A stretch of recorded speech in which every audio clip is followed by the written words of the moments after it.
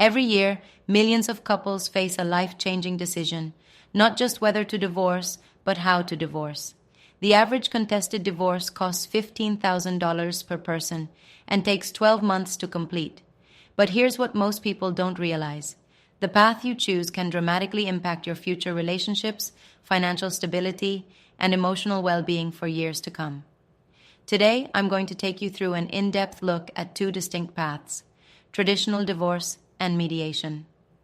By the end of this video, you'll understand exactly how each process works, what to expect, and most importantly, which option might be right for your specific situation. Let's start with a fundamental truth about divorce that many don't consider. It's not just a legal process. It's a financial, emotional, and often parental transition. Traditional divorce typically focuses primarily on the legal aspects, while mediation takes a more holistic approach. In traditional divorce, here's what typically happens. One spouse files a petition, lawyers get involved, and you enter what's essentially an adversarial process. Each side presents their case, arguments are made, and ultimately, a judge makes decisions about your future. This process can take anywhere from several months to several years, with costs often spiraling well beyond that initial $15,000 per person. But there's another way. Mediation approaches divorce from a completely different angle. Instead of positioning spouses as adversaries, it treats them as collaborative problem solvers. A trained mediator serves as a neutral third party who helps guide conversations, identify common ground, and work toward mutually beneficial solutions. Let's dive deeper into what mediation actually looks like in practice. During sessions, you'll work through every aspect of your divorce: asset division, support arrangements, and if you have children, custody and co-parenting plans. The mediator helps keep discussions productive and focused on solutions rather than past grievances. One of the most significant advantages of mediation is its flexibility. While a court follows strict legal guidelines, mediation allows you to create customized solutions that work for your unique situation. For example, instead of following standard visitation schedules, you can create parenting plans that actually fit your family's needs and schedules. Now let's talk about something that often gets overlooked: the emotional and psychological benefits of mediation. In traditional divorce, the adversarial nature of the process often damages relationships permanently. This can be particularly problematic when children are involved. Mediation, on the other hand, helps establish new communication patterns that can serve you well in future interactions, especially in co-parenting situations. The financial aspects are equally important to understand. While traditional divorce often involves significant court costs, attorney fees, and expert witness expenses, mediation typically costs between $3,000 to $8,000 total for both parties combined. But the real financial benefit goes beyond just the divorce process.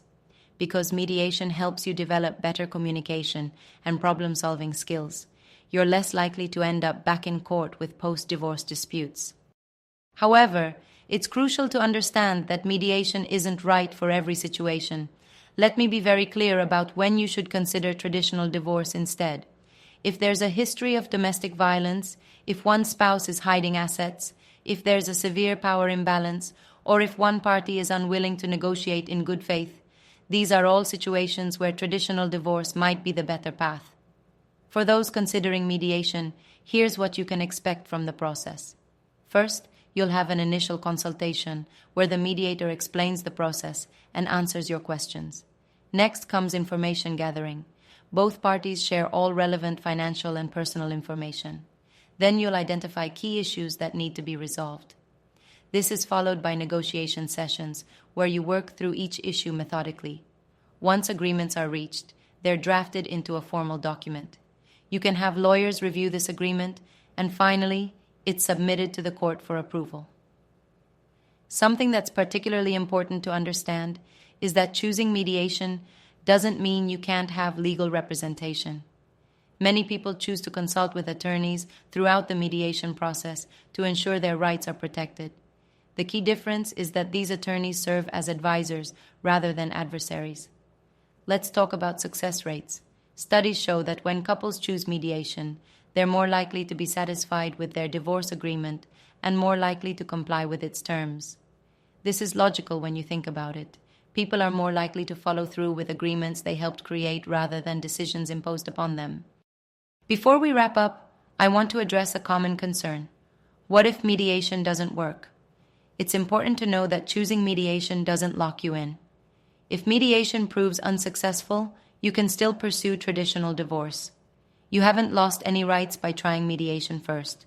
The path you choose for your divorce can impact your life for years to come. If you're facing divorce and want to learn more about whether mediation might be right for your situation, visit divorce.law for a free consultation. Our experts can help you understand your options and choose the path that best fits your unique circumstances. Remember, divorce doesn't have to destroy relationships or drain bank accounts.